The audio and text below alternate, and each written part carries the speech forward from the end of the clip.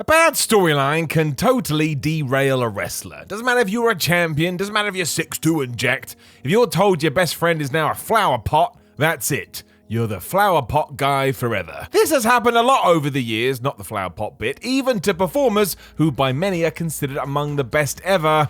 And how the mighty fall. So I'm sorry for What Culture, please do subscribe. This is 10 wrestling careers ruined by awful storylines. Number 10, Dean Malenko. Dean Malenko was one of the best technical wrestlers ever, and that's right, you heard me correctly, ever. He could go toe-to-toe with anyone and make everybody involved look tremendous, and it's why he didn't need a gimmick or to be fire on the microphone. That wasn't his strength, just put him in the ring and let him wrestle. It's for this reason why many eyebrows were raised in 2000 when Malenko jumped ship to WWE, because that wasn't really the Vince McMahon way. The chairman of the board felt everybody needed some sort of character, which is why when Dean was booked against The Godfather, we did anything but all the things I just talked about. In fact, after Malenko had been offered one of the hoes, excuse my language, he not only accepted, but it became a whole thing. Apparently the touch of a woman turned Dean into some sort of James Bond parody, right down to him trying it on with Lita. It soon fell further as they wrestled for the light heavyweight championship, and because Lita lost, she had to go on a date with Malenko, which is not a thing,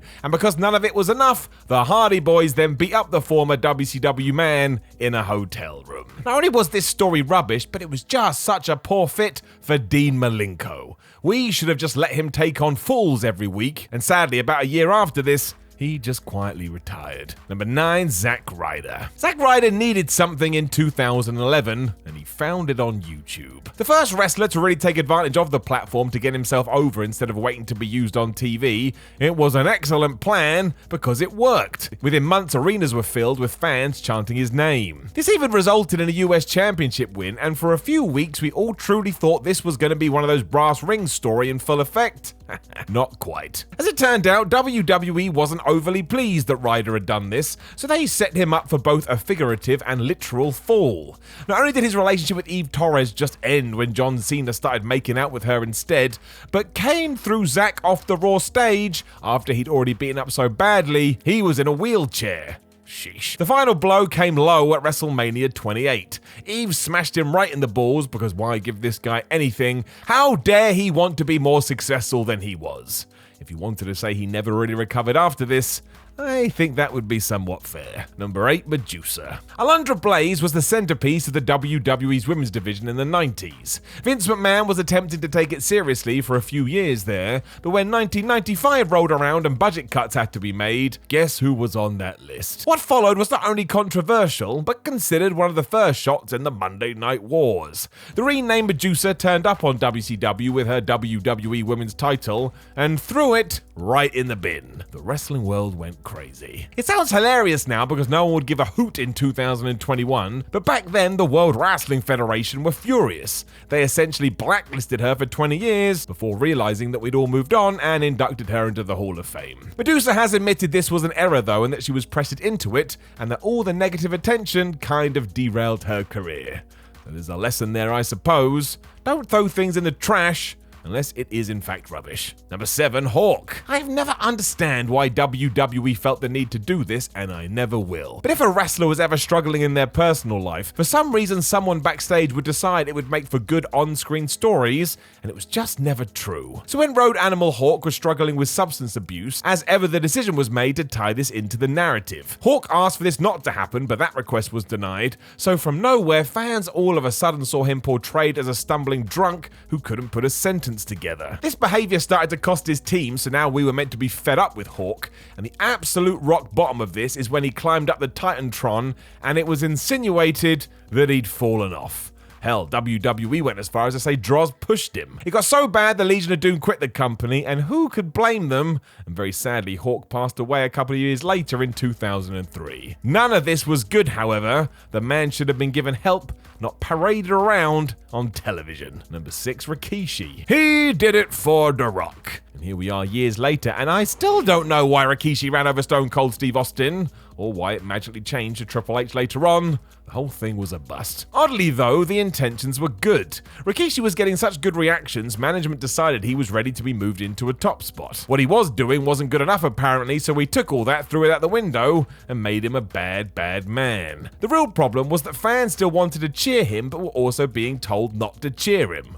They just went quiet instead. It didn't work, and by 2001, Rikishi was moved back down to the mid-card, and even though we did try and push him again as a good guy, we had done too much damage, and remember, a crowd never forgets. The worst part of all of this as well is that we never got any kind of prolonged Rikishi versus Stone Cold feud, and while that doesn't sound that great now, at the time, I would have been readied for it, but no. You're not allowed nice things. Number 5, Perry Satin. This one is easy. Perry Satin fell in love with a mop. Yep, you heard that right. Now, it's hard to say that Satin didn't deserve to be punished. All of this was off the back of him legitimately beating up enhancement talent Mike Bell during a nothing match. Bell had made some mistakes, and rather than lead him through it, Perry unloaded on the poor guy and left him a beaten mess. This is not wrestling. WWE threatened to fire him if he ever did it again, and also arranged this storyline. Satin would see a mop, or moppy, resting backstage, and then decide that this inanimate object was the one for him. Somehow this would get a reaction from the fans, but it came to an unfortunate end when Raven took the thing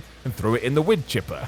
R.I.P. Moppy. Satin never got much after this and instead would turn up on Sunday Night Heat a lot before he got released in 2002. I mean, what a strange ending this was. Number 4, Diamond Dallas Page. A few things to note from DDP's WCW run. He was really popular, was pretty much a consistent babyface, and had an amazing story which would have gotten him over in any promotion anywhere. So WWE turned him into a stalker and told him to go after The Undertaker's wife. Of course! It was such a shame as Page was one of the few WCW talents willing to accept a buyout on his Ted Turner deal so he could jump ship during a period fans were desperate for the dream merger to happen. But this was so bad and so miscast, it didn't work. For starters, the angle felt silly, but also, DDP never got a damn thing. Taker and even his wife Sarah kicked the crap out of him as much as possible before they decided they were done, so they just moved on. It left Dallas feeling like just another guy way too soon, and by 2002, he was gone. That was stupid. This is DDP though, so he's just gone from success to success, but still, talk about not knowing what to do with a guy. Number 3, Muhammad Hassan. Debuting in December 2004, Muhammad Hassan has to be considered one of the most controversial characters ever. While at first the persona was meant to be more nuanced, where he made it clear that Arabs were being unfairly stereotyped, soon WWE threw that out the window and instead just went with the stereotype. I swear they can't help themselves. What really went beyond the measures of good taste was a SmackDown angle in 2005. As Hussein feuded with The Undertaker, a group of masked men with garrote wire headed to the ring and essentially acted like terrorists. This was ill-advised anyway, but the fact that actual terror attack happened in the UK in the same week meant there was understandable uproar. Muhammad was written off TV as some sort of make-weight at the Great American Bash a few weeks later, and we never saw the man again. I mean, how could we? This had created such a stink, and all the heat had gone on the guy behind it. Was just awful. Number 2, Kane. Rather than one awful storyline, for some reason we took Kane and just chipped away at his armor for a few years. One of the best characters WWE had for a period. Before long he was dating Tori, involved with Katie Vick, and electrocuting Shane McMahon's testicles. That was just the start of it too. We could also mention the fiasco with Lita and her pregnancy, and even dance with Santina Morella. That one wasn't so bad, I suppose, but it did underline the fact that the serial killer version of the Big Red Machine was done. Fair play to Glenn Jacobs, though, who did the best he could with all of these, and by the time we got to Corporate Kane, well, I did get a little bit of a kick out of it. I even bought the mug. But really, it was just so dumb, and sticking with the terrifying direction as he debuted, well, that probably would have been for the best. Number 1, Steve Austin.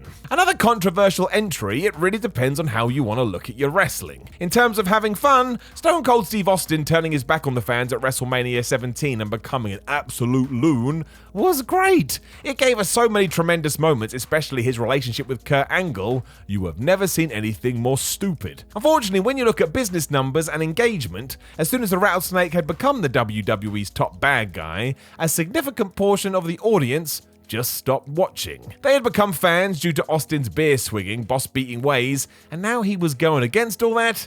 they were not interested. Even Stone Cold himself has said this was an error in hindsight, and if he could do it all again, he would have just dropped Vince McMahon with a stunner in the middle of the ring. He did not do that, however, and you can make the argument this was the end of the Attitude Era and the peak of Austin's run. That is the power of looking back, though, and again, I got to see the Bionic Redneck play a guitar really badly and put a silly hat on an Olympic gold medalist, and I will keep that for life. Know of any other awful stories that ruined a wrestler's career? Make sure you let us know in the comments below, and don't forget to like the video, share the video, and subscribe. Then head over to whatculture.com where you can read yourself some articles. Come and say hello and follow What Culture on social media, and there's more videos on this YouTube channel. Give them a click and enjoy the ride. My name is Simon from What Culture, and I appreciate you all as always, and I will talk to you the next time you do click a video and go, hey ho, there is Simon, that bald piece of trash.